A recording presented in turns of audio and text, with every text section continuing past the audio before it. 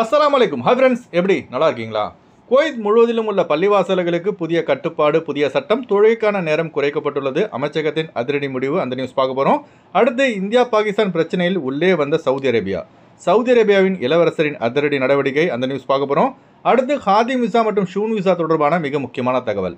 இப்படி பல முக்கியமான தகவல் இந்த வீடியோவில் இருக்குது. வீடியோ ஃபுல்லாக பாருங்கள். உங்கள் நண்பர்கள் அனைவருக்கும் கட்டாயமாக இந்த வீடியோ ஷேர் செய்யுங்க. இப்போ வாங்க குவைத்துடைய மிக முக்கியமான நியூஸை பார்ப்போம். குவைத்தில் இப்போ வெயில் காலம் ஆரம்பமானதால் குவைத்தில் முழுவதிலும் உள்ள மின்சார தட்டுப்பாட்டை சரி செய்ய தீவிர நடவடிக்கையை மின்சாரம் மற்றும் நீர் அமைச்சகம் எடுத்து வருகிறது.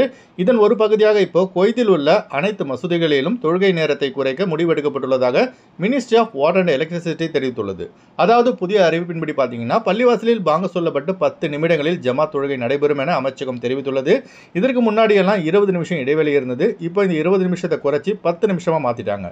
அடுத்த தகவல், இப்போ இந்தியா மற்றும் பாகிஸ்தான் இடையே பெரிய அளவிலான பதட்டம் ஏற்பட்டுள்ளது. இதற்கு மிக முக்கியமான காரணம் பார்த்தீங்கன்னா எல்லாருக்கும் தெரிந்திருக்கும், காஷ்மீரின் பஹல்காமில் அப்பாவி சுற்றுலா பயணிகள் மீது நடத்தப்பட்ட தாக்குதல் தாங்க. இதில் 26 இந்தியர்கள் பரிதாபமாக மரணித்தார்கள். இந்த சம்பவத்தால் பாகிஸ்தானுக்கு எதிராக இந்தியா முழுவதும் பெரிய அளவில் கண்டனங்கள் பதிவு செய்யப்பட்டு வருகின்றன. இப்போ சவுதி அரேபியாவின் வெளியுறவுத்துறை அமைச்சர் இளவரசர் ஃபைசல் பின் ஃபர்ஹான் பின் அப்துல்லா அவர்கள் இந்தியா வெளியுறவுத்துறை அமைச்சர் டாக்டர் சுப்பிரமணியம் ஜெய்சங்கர் மற்றும் பாகிஸ்தானின் துணை பிரதமர் மற்றும் வெளியுறவுத்துறை அமைச்சருமான இஷாக் தார் ஆகியோருடன் தொலைபேசியில் தொடர்பு கொண்டு இரு நாட்டுக்கு இடையேயான பதட்டமான சூழ்நிலை விரைவில் முடிவுக்கு கொண்டு வர முயற்சிகள் தொடர்பாக சவுதி அரேபியாவின் வெளியுறவுத்துறை அமைச்சர் அவர்கள் கலந்துரையாடியுள்ளார்கள். அதுபோல சில விஷமிகள் பார்த்தீங்கன்னா இந்த சம்பவத்துக்கு மதச்சாயம் பூசி வருகிறார்கள். இஸ்லாம் இது போன்ற காட்டுமிராண்டி தாக்குதலுக்கு எப்போதும் எதிராகத்தான் இருக்கும் என அரபியர்கள் பலர் தங்களது எக்ஸ் தளத்தில் பதிவு செய்து வருகிறார்கள். அல் ஃபாரிஸ் என்ற எமராத்தி ஒருவர் தனது எக்ஸ் தள பக்கத்தில் ஒரு பதிவை போட்டுள்ளார்கள். இந்த பதிவு பார்த்தீங்கன்னா தற்போது 7 லட்சம் வியூஸ் வரை பார்க்கப்பட்டுள்ளது. அதாவது அவர் என்ன பதிவு செஞ்சிருக்காருன்னா, அனைத்து முஸ்லிம்களும் பயங்கரவாதிகளாக இருந்தால் மில்லியன் கணக்கான இந்துக்கள் மத்திய கிழக்கு நாடுகளில் வாழ முடியுமா? இங்கு மாற்று மத சகோதரர்கள் வேலை, இருப்பிடம், பணம், பாதுகாப்பு ஆகியவை கிடைக்கிறது. ஆனால் காஷ்மீரில் நடந்த சம்பவத்துக்கும் முஸ்லிம்களுக்கும் எந்த ஒரு தொடர்பும் கிடையாது என விஷமிகளுக்கு பதிலடி கொடுத்துள்ளார்கள். அதுபோல மத்திய கிழக்கு நாடுகளில் வாழும் முஸ்லீம் அல்லாதவர்களின் லிஸ்ட்டையும் வெளியிட்டுள்ளார்கள். அதன்படி பார்த்தோம்னா துபாயில் 9,86,900 பேர் இருக்காங்க.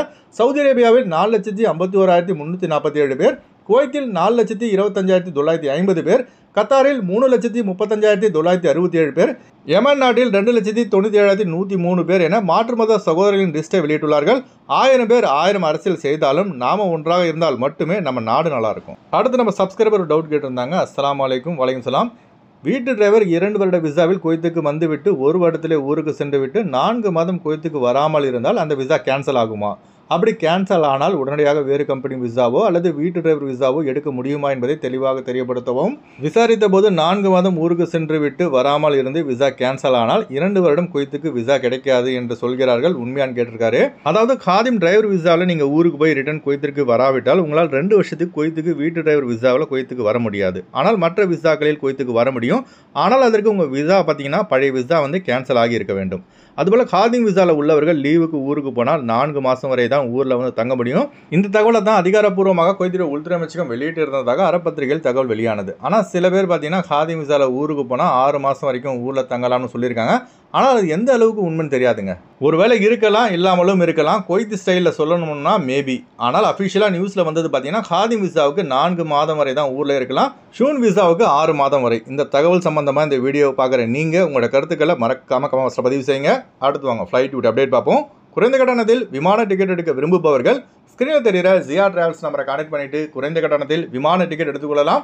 அதுபோல் பிசிசி, மெடிக்கல், ஸ்டாம்பிங், அட்டஸ்டேஷன் இந்த ப்ராசஸும் சேர்த்து தரப்படுகிறது. சென்னை டு குவைத் 10,500 ரூபாய்க்கு சலாம் ஏர்வேஸில் ஃப்ளைட் எடுக்கலாம். குவைத் டு சென்னை 28 குவைத் தினாருக்கு இண்டிகோ ஏர்லைன்ஸில் ஃப்ளைட் எடுக்கலாம். திருச்சி டு குவைத் 15,800 ரூபாய்க்கு இண்டிகோ ஏர்லைன்ஸில் ஃப்ளைட் எடுக்கலாம். குவைத் டு திருச்சி 33 குவைத் தினாருக்கு இண்டிகோ ஏர்லைன்ஸில் ஃப்ளைட் எடுக்கலாம். திருவனந்தபுரம் டு குவைத் 15,500 ரூபாய்க்கு ஏர் இந்தியா எக்ஸ்பிரஸில் ஃப்ளைட் எடுக்கலாம். குவைத் டு திருவனந்தபுரம் 32 குவைத் தினாருக்கு ஏர் அரபியாவில் ஃப்ளைட் எடுக்கலாம். கொச்சின் டு குவைத் 11,800 ரூபாய்க்கு இண்டிகோ ஏர்லைன்ஸில் ஃப்ளைட் எடுக்கலாம்.